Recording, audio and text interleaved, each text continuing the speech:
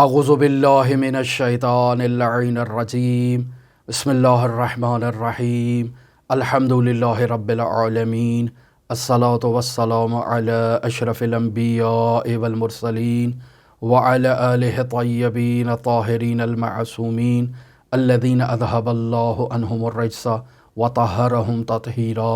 अल्लाहुम्मा सल्लि अला मुहम्मदिन व आलि मुहम्मद व अज्जिल फ़रज क़ाइम आलि मुहम्मद व अम्मा हक़्क़ु ममलूकिका फ़इन तअलम अन्नहु ख़ल्क़ु रब्बिका। अज़ीज़ान मोहतरम, रिसालतुल हुक़ूक़ इमाम ज़ैनुल आबिदीन अलैहिस्सलातु वस्सलाम का ये गरां क़द्र रिसाला, जिसमें इंसान पर वाजिब और मुस्तहब हुक़ूक़ को बयान किया गया है। इस रिसाले में हम देखते हैं कि बसा औक़ात ऐसे मौज़ूआत बयान किए जाते हैं कि जो आजकल के दौर में उन मौज़ूआत का मिस्दाक़ मौजूद नहीं है, लेकिन अगर इस मिस्दाक़ के अंदर पाए जाने वाले नुकात पर तवज्जो की जाए तो ऐसे गरां बहा नुकात इसके अंदर मौजूद हैं कि जो आजकल के दौर में भी मुस्मिर समर हैं, मुफीद वाक़या होते हैं, और अगर इंसान इनका ख़याल रखे तो मदारिज आलिया तय करने में इंसान के लिए बहुत मुफीद और सबक आमूज़ मतालिब हैं। इंसान की इंसानियत को बेदार किया गया है इन नुकात के अंदर। इंसान को झंझोड़ा गया है, तवज्जो दिलाई गई है कि इंसान अपने वजूद में फ़िरऔनियत न लेकर आए, तवज्जो करे कि वो भी अल्लाह की मखलूक है। हज़रत आदम अला नबीना व अलैहि आलाफ़ु तहियत व सना और हज़रत हव्वा सलामुल्लाह अलैहा की नस्ल से ताल्लुक़ रखता है। बस इस कानून के तहत पूरी कायनात में जितने भी इंसान मौजूद हैं वो सब आपस में बहन भाई हैं, सब आपस में एक दूसरे के करीबी हैं, अज़ीज़ हैं, एक दूसरे का हक़ उनकी गर्दन पर लागू होता है। यहाँ इमाम ज़ैनुल आबिदीन अलैहिस्सलातु वस्सलाम ग़ुलाम के हक़ को बयान कर रहे हैं। इरशाद फरमाते हैं व अम्मा हक़्क़ु ममलूकिका, वो जो तुम्हारा ममलूक है, वो जो तुम्हारा ग़ुलाम है, जो आपकी मिल्कियत में है, उसका आपकी गर्दन पर हक़ है। तवज्जो करो उस हक़ की तरफ। और वो हक़ ममलूक क्या है? फ़इन तअलम अन्नहु ख़ल्क़ु रब्बिका, आपको इल्म होना चाहिए कि ये बंदा जो आपके घर में मुलाजिमत कर रहा है, आजकल के दौर में आप इसे मुलाजिम पर तत्बीक कर लें। कदीमी दौर में ये ग़ुलाम हुआ करते थे जो घरों में काम किया करते थे और इंसान को उन पे मिल्कियत हासिल थी। आज मिल्कियत नहीं है, लेकिन आज भी हमारे घर में जो बंदा मुलाजिमत कर रहा है, जो नौकरी कर रहा है, वो फ़र्द जो मेरे मातहत मुलाजिमत कर रहा है, मैं उसका मालिक नहीं हूँ, लेकिन मुझे इस बात पर तवज्जो रहनी चाहिए कि ये अल्लाह की मखलूक है। हम उसे अल्लाह की मखलूक के दायरे से ख़ारिज न करें। फ़इन तअलम अन्नहु ख़ल्क़ु रब्बिका, तुम्हें इस बात का इल्म होना चाहिए कि ये जो ग़ुलाम है तुम्हारे पास, ये अल्लाह की मखलूक है और अल्लाह को अपनी मखलूक बहुत पसंद है। अल्लाह अपनी मखलूक से बहुत मोहब्बत करता है। अगर तू अल्लाह की मखलूक से मोहब्बत नहीं करेगा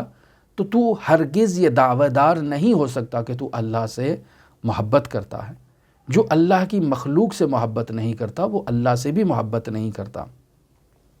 लिहाजा यहाँ इमाम ज़ैनुल आबिदीन के इस जुमले से हमारे लिए ये सबक मिलता है कि आज वो अफराद जो हमारे मातहत मुलाजमत कर रहे हैं, नौकरी कर रहे हैं, और हमें किसी भी एतबार से उनके ऊपर एक सरपरस्ती हासिल है, हम उनके बड़े हैं, उनके रईस हैं, उनके सरबराह हैं,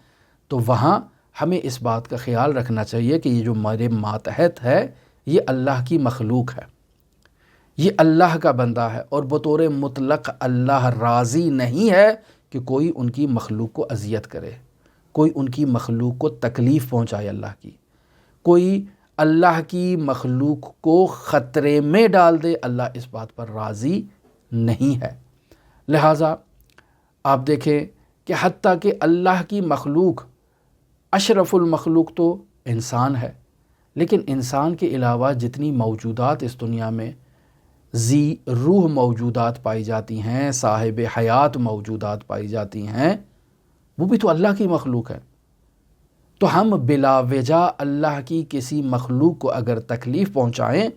تو اس بات پر اللہ راضی نہیں ہے۔ حتی حشرات الارض، بلا وجہ ہم کسی حشرات الارض میں سے کسی حیوان کو اگر تکلیف پہنچائیں، اس کو قتل کر دیں، اللہ اس بات پر راضی نہیں ہے۔ لہٰذا آپ دیکھیں کہ یہ بہت اہم نقطہ ہے۔ وہ حشرات الارض جو ہماری فصلوں کے لیے نقصان دہ ہیں، جو موذی حشرات ہیں، جن سے ہماری جان کو خطرہ ہے، کہ اگر ہم انہیں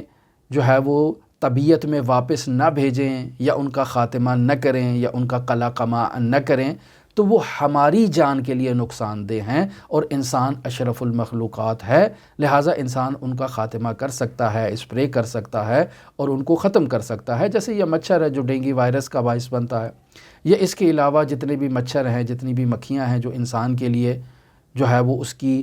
حفظان صحت کے جو معیار ہیں، جو اصول ہیں، ان کے خلاف ہے۔ اگر یہ کھانے کی چیزوں پر بیٹھ جائیں تو وہاں سے گندگی انسان میں منتقل ہو سکتی ہے، انسان بیمار ہو سکتا ہے، آلودہ ہو سکتا ہے۔ پانی پر بیٹھ جائیں تو پانی آلودہ کر سکتے ہیں۔ تو ایسے میں انسان ان حیوانات کے لیے سپرے کر سکتا ہے۔ لیکن اگر کوئی ایسا حیوان ہے کہ جس کی انسان کو کوئی تکلیف نہیں ہے اور وہ انسان کے لیے موذی بھی نہیں ہے، انسان کے لیے باعث خطرہ بھی نہیں ہے، تو انسان اس حیوان کو تکلیف نہ پہنچائے۔ سپرے کرنے کا مقصد یہ ہے کہ انسان سپرے کرتا ہے، وہ حیوان مر جاتا ہے، لیکن اگر قرار ہو کہ انسان اس حیوان کو زجر دے، تکلیف پہنچائے، مثلا مچھر کو لے جاتا ہے کسی لیبارٹری میں، انواع و اقسام کے اس پہ ایسے تجربے کرتا ہے کہ جس سے وہ مچھر تڑپ تڑپ کے مرتا ہے، یا اس کو تکلیف ہوتی ہے، نہ مرتا ہے نہ زندہ ہوتا ہے۔ ایسی تکلیف پہنچانا اگر علمی جو تحقیقات ہیں ان کے لیے ہے تو اجازت دی جا سکتی ہے، وگرنہ اس بات کی بھی اجازت نہیں کہ انسان حیوانات کو تکلیف پہنچائے۔ لیکن اس سے بڑا مسئلہ کرامت انسانی کا ہے کہ آج کل ہمارے معاشرے میں انسانوں کا وہ احترام نہیں جو کتوں کا اور بلیوں کا احترام پیدا ہو چکا ہے۔ لوگوں نے اپنے گھروں میں کتے پال رکھے ہیں، بلیاں پال رکھی ہیں،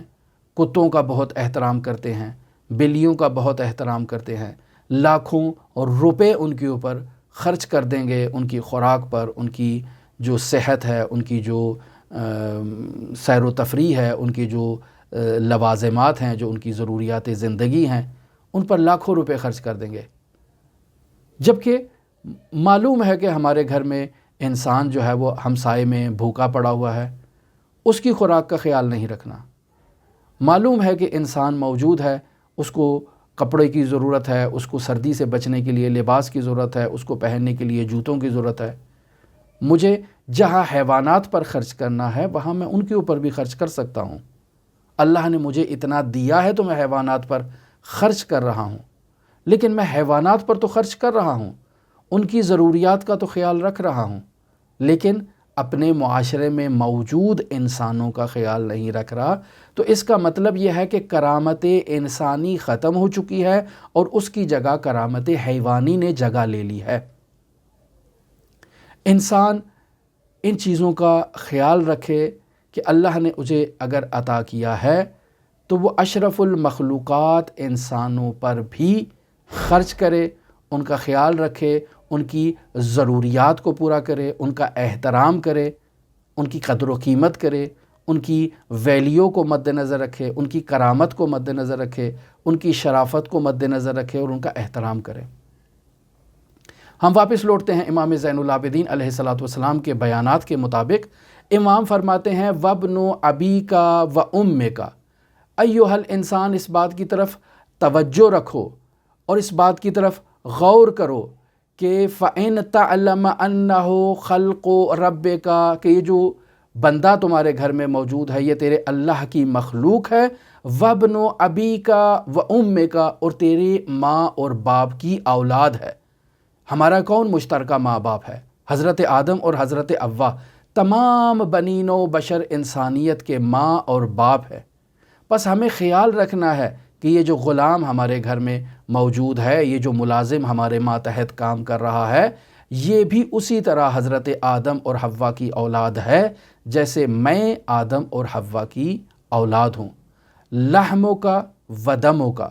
اس کا گوشت اور اس کا خون بھی حضرت آدم اور حضرت حوا کے گوشت اور خون سے سرچشمہ پکڑا ہے۔ تو جب ہمارے ماں باپ پیچھے سے ایک ہے، یعنی حضرت آدم اور حضرت حوا، تو میں اس انسان کا خیال کیوں نہ رکھوں؟ میرے ماتحت ہے، اس کا رنگ میرے رنگ سے نہیں ملتا، اس کی نسل میری نسل سے نہیں ملتی ہے، میں سادات میں سے ہوں، میں رسول خدا کی اولاد میں سے ہوں، یہ سید نہیں ہے، رسول خدا کی اولاد میں سے نہیں ہے، لیکن حضرت آدم کی اولاد تو ہے۔ اس کا دین میرے دین سے نہیں ملتا، میں مسلمان ہوں اور یہ غیر مسلم ہے، لیکن اوپر سے ہمارے والدین تو ایک ہیں، لہٰذا مجھے اس کا خیال رکھنا چاہیے۔ پھر یہاں امام زین العابدین فرماتے ہیں لم تملکہ لأنک صنعتہ دون اللہ، کہ اللہ تبارک و تعالیٰ نے اس انسان غلام کو، اس ملازم کو تیرے ماتحت اس وجہ سے قرار نہیں دیا کہ تو نے اسے خلق کیا ہے، اللہ نے اسے خلق نہیں کیا۔ نہیں، ایسا نہیں ہے، اس کا خالق اللہ ہے، میں اس کا خالق نہیں ہوں۔ اس کا رازق اللہ ہے، میں اس کا رازق نہیں ہوں۔ لہٰذا مجھے اس بات کی طرف توجہ رکھنی چاہیے کہ اس کا خالق اللہ ہے، میں اس کا خالق نہیں ہوں۔ اسے اللہ نے پیدا کیا ہے، میں نے اسے پیدا نہیں کیا ہے، لہٰذا اللہ نے اسے میرے ماتحت قرار دیا، چاہے غلام کی حیثیت سے قرار دیا ہو، چاہے ملازم کی حیثیت سے قرار دیا ہو، یہ اللہ کی مخلوق ہے، میں اس کا خالق نہیں ہوں۔ مجھے اس بات کی طرف توجہ رہنی چاہیے، اور پھر اس بات کی طرف بھی توجہ رہنی چاہیے کہ میں نے اس کے اعضاء و جوارح کو بھی خلق نہیں کیا ہے۔ وَلَا خَلَقْتَ شَيْئًا مِّن جَوَارِحِهِ،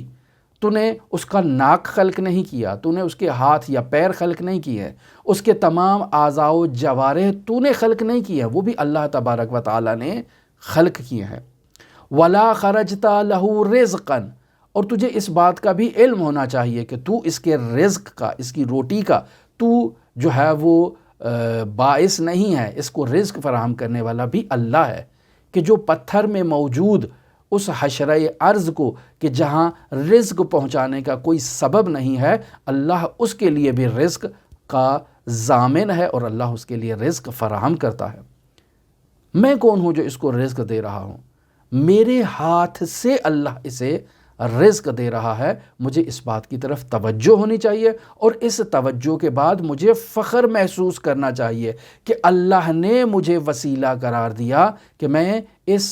بندے کے رزق کا ضامن بنا، یا وسیلہ بنا، یا باعث بنا، یا عامل بنا، کہ میرے وسیلے سے اللہ کا رزق اس تک پہنچ رہا ہے۔ میں اس کا رازق نہیں ہوں، رازق پھر بھی اللہ ہے، لیکن میرے ذریعے سے اللہ نے یہ خدمت مجھ سے حاصل کی ہے، یہ مجھے ایک افتخار ہے۔ پھر امام زین العابدین فرماتے ہیں وَلَٰكِنَّ اللَّهَ عَزَّ وَجَلَّ كَفَاكَ ذَلِكَ، یعنی اللہ تبارک و تعالیٰ نے اس بندے کی ذمہ داری تیرے اوپر سونپ دی ہے۔